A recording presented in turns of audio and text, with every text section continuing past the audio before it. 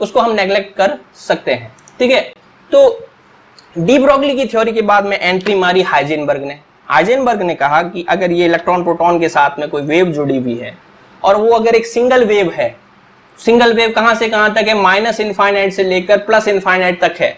ठीक है, तो उस सिंगल वेव में पार्टिकल कहां होगा उसको हम पता नहीं लगा सकते, क्योंकि इतनी बड़ी वेव में पार्टिकल यहां पर भी हो सकता है, पार्टिकल यहां पर भी हो सकता है, पार्टिकल यहां पर भी हो सकता है। मतलब पूरी वेव जहां तक है माइनस इनफाइनाइट से इनफाइनाइट तक, पार्टिकल कहीं पर भी हो सकता है।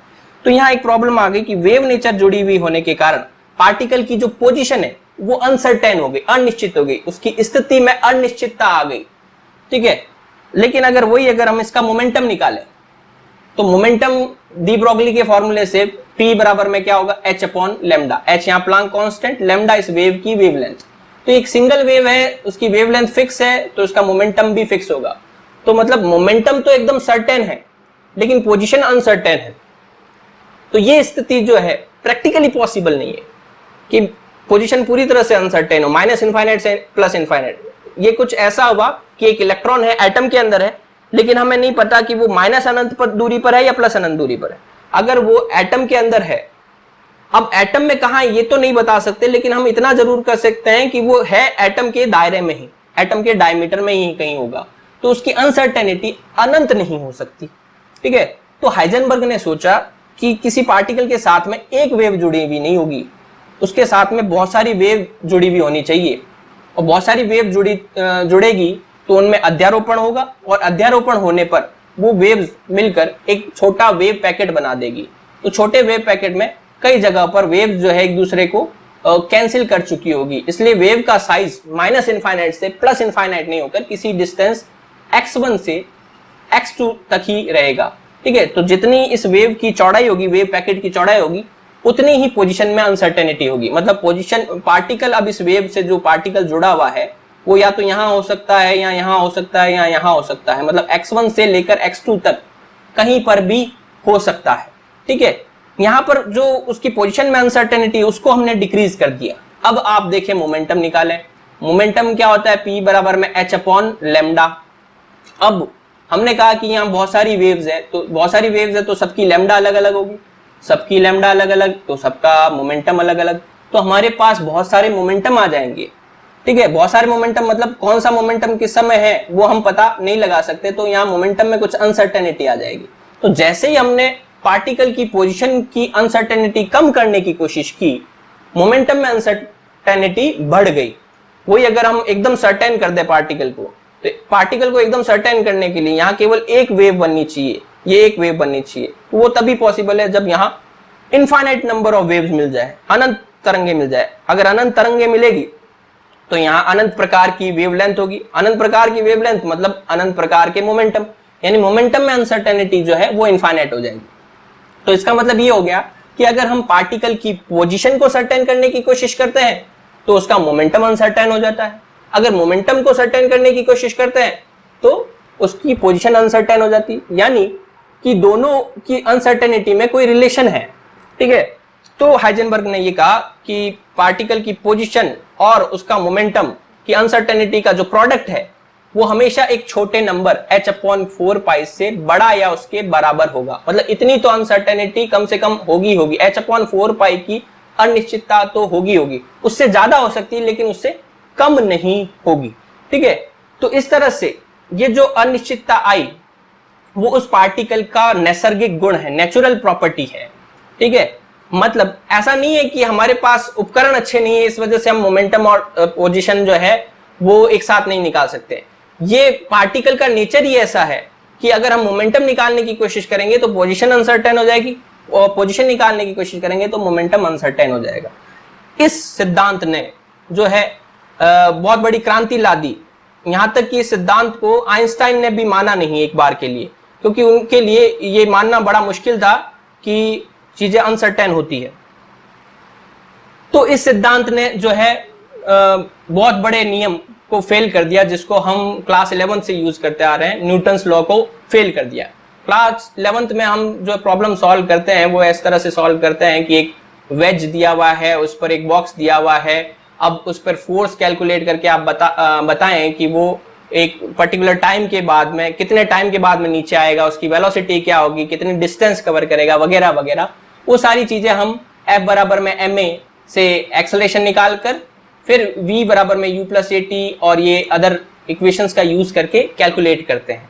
लेकिन ये सारी चीजें हम इलेक्ट्रॉन प्रोटॉन और पर अप्लाई नहीं कर सकते, क्योंकि स्मॉल पार्टिकल के साथ में वेव जुड़ी होगी तो उसकी पोजीशन और मोमेंटम में अनसर्टेनिटी होगी। मतलब अगर हम पोजीशन निकालने की कोशिश करेंगे तो मोमेंटम नहीं मिलेगा, मोमेंटम मतलब मास इनटू वेलोसिटी, यानी कि वेग नहीं मिलेगा।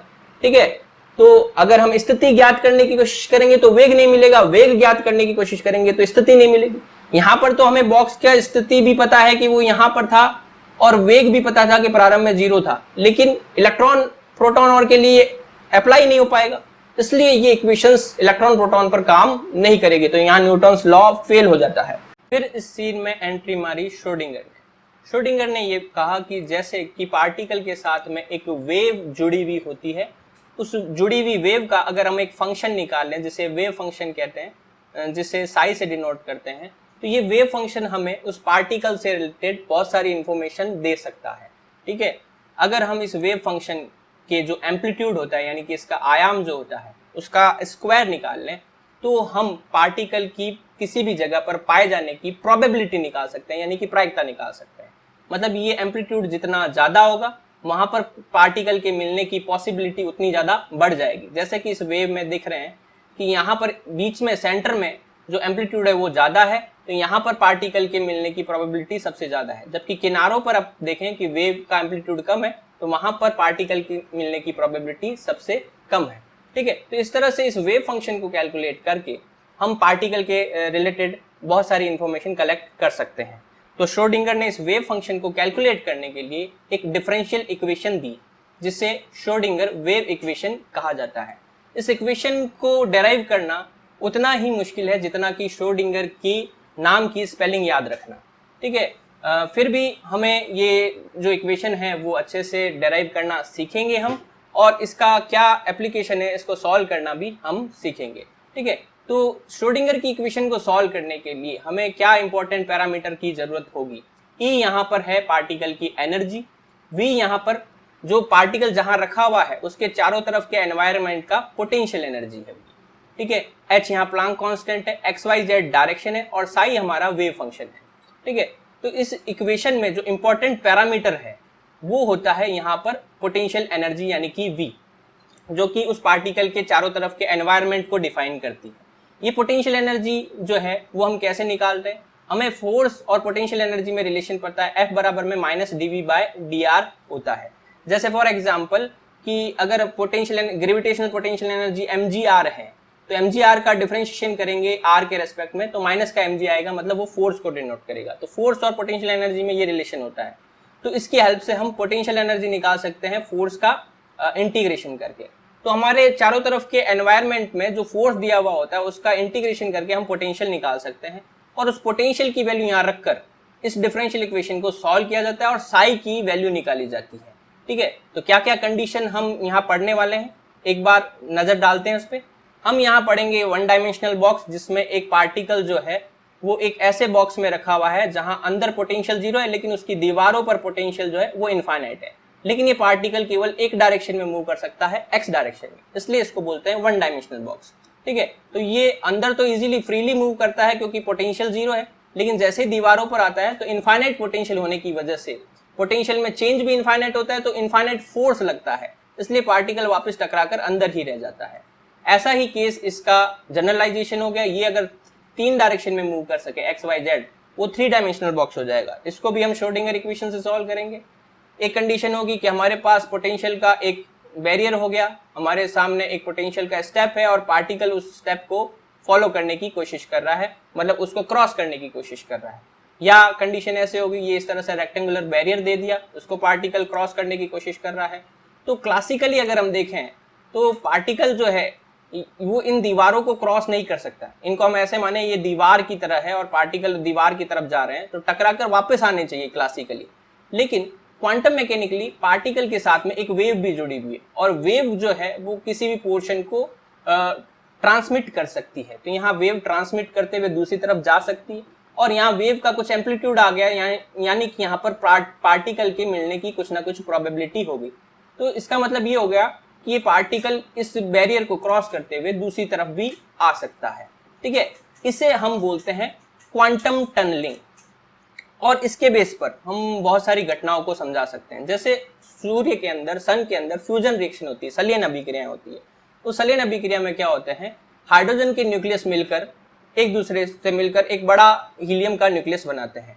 तो क्लासिकली देखें तो जैसे वो एक दूसरे के पास में आते हैं तो वो एक दूसरे को काफी ज्यादा रिपेल करते हैं और इस रिपल्शन की वजह से एक बैरियर क्रिएट हो जाता है। तो क्लासिकली वो इस बैरियर को क्रॉस नहीं कर सकते और वहीं पर रुक जाएंगे। लेकिन क्वांटम मैकेनिकली अगर हम देखें तो वो बैरियर को क्रॉस कर सकते हैं और एक दूसरे में मिल जाएंगे और जो है हीलियम का न्यूक्लियस बना देंगे। ठीक है, तो सन के अंदर जो न्यूक्लियर फ्यूजन चलता है उसको हम जो है क्वांटम टनलिंग के बेस पर एक्सप्लेन कर सकते हैं, जिससे जो है हमें एनर्जी मिलती है। तो इस तरह से क्वांटम मैकेनिक्स में बहुत सारी चीजें हैं जो हम पढ़ने वाले हैं। तो ये था आज के टॉपिक का इंट्रोडक्शन।